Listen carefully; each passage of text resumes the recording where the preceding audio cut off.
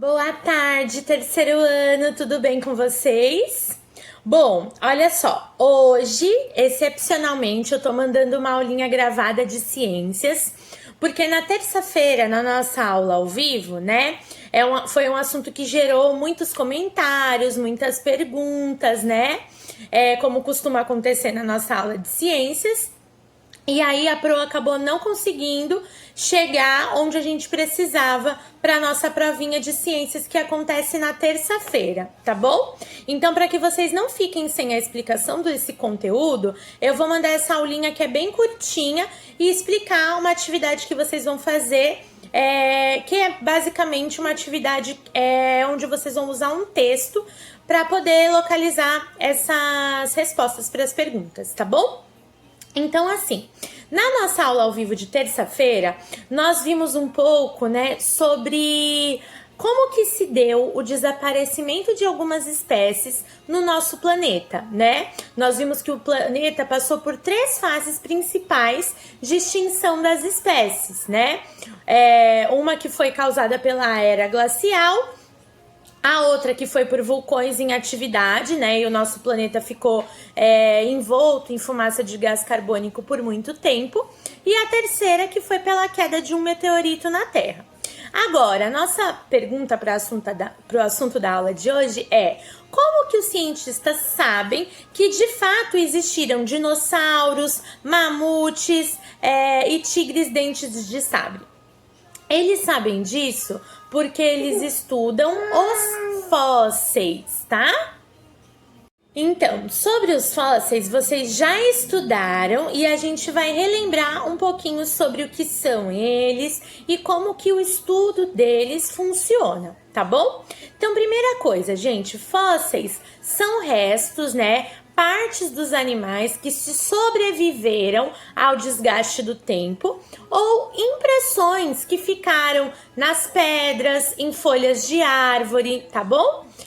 O que são impressões? São marcas, tá bom? Então, aqui na nossa página 261, olha só, mostra justamente isso, o fóssil de uma planta em uma rocha e de um peixe também em uma rocha. Então, ficou a marca, né? Uma impressão naquela rocha.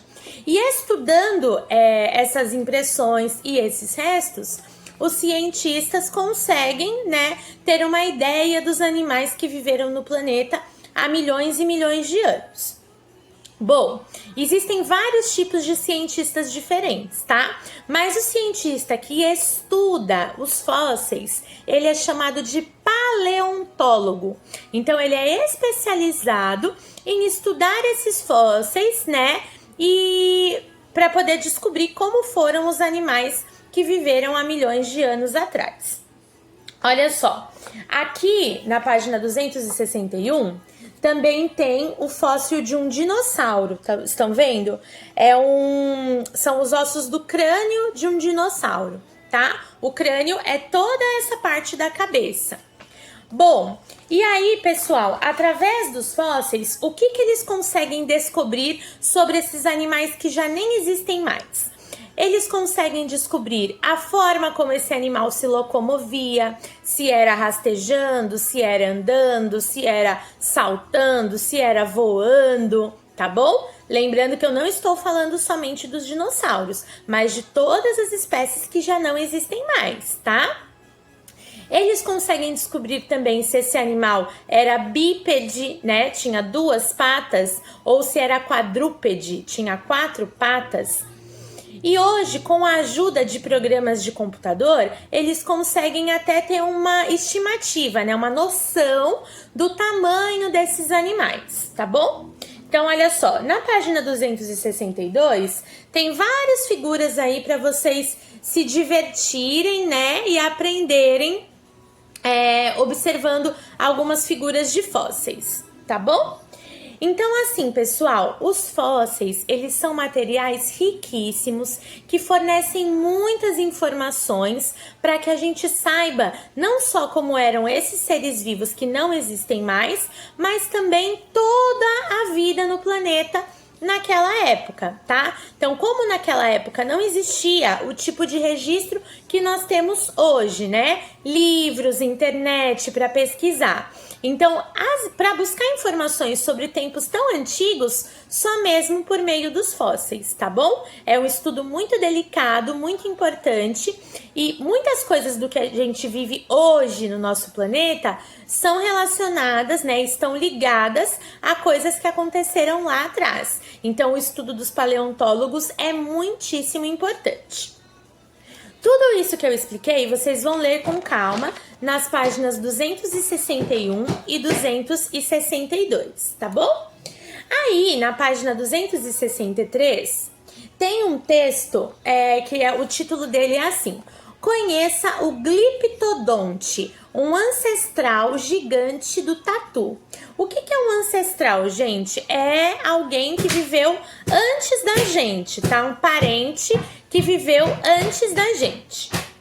Então, assim, é um parente do tatu que viveu há muitos anos atrás. Vocês vão ler o texto sobre o gliptodonte, tá? E aqui vai estar falando várias informações sobre ele. Tem, inclusive, aqui no final um raio-x da fera. Então, esse raio-x fala todas as informações sobre o tamanho dele, a altura, o peso, tá bom? Bem legal esse texto. E aí, depois, na página 264, vocês vão responder as perguntinhas. Então, a número 1. Como os paleontólogos podem obter informações tão detalhadas sobre um animal extinto, um animal que não existe mais? Nesse caso, o gliptodonte, né? Como vocês sabem, os fósseis são uma maneira, mas vocês podem buscar informações mais completas no texto que vocês vão ler. A pergunta número 2 também, ó. Vocês vão fazer as comparações entre o gliptodonte e o tatupeba e vão identificar o que é semelhante, o que se parece entre eles, tá bom? E vão registrar aqui pra mim. E aí, pessoal, no exercício 3, vocês somente irão conversar com a família de vocês sobre essas questões aqui. Não precisa fazer registro, tá bom? Vocês vão imaginar que vocês são paleontólogos e vão levantar hipóteses. Lembra quando eu estava explicando a experiência que vocês têm que fazer em casa, né? Que eu falei hipótese? É porque você acha que acontece uma coisa, tá?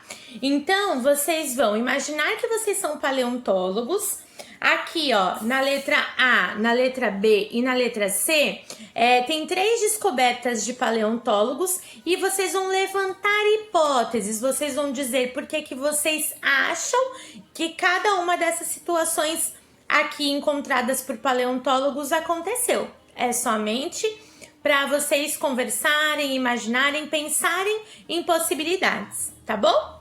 Então, para a nossa aula de ciências, para a nossa prova, desculpa, de ciências, agora sim o conteúdo está completo. Bons estudos, tá bom? Um beijo!